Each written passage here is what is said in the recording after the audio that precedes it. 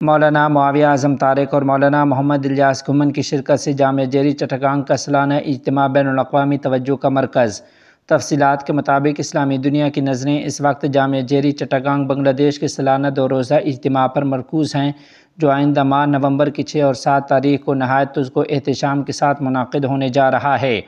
تازہ ترین اطلاعات کے مطابق پاکستان کے ممتاز عالم دین اور پنجاب اسمبلی کے سابق رکن حضرت مولانا معاویہ اعظم طارق اس موقع پر بنگلہ دیش کا خصوصی دورہ کریں گے۔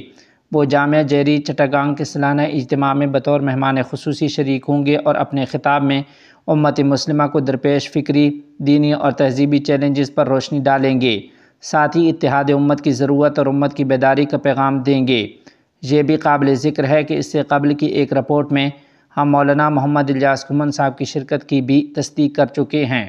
چوں دونوں جلیل القدر علماء کی آمد نے جامعہ جیری کے سالانہ اجتماع کو بین الاقوامی سطح پر غیر معمولی اہمیت عطا کر دی ہے۔ منتظمین کے مطابق امسال کا یہ اجتماع ملک و بیرون ملک کے ممتاز علماء اور مشائخ، اساتذہ اور ہزاروں طلباء کی شرکت کے باعث ایک تاریخی اجتماع کی صورت اختیار کر لے گا۔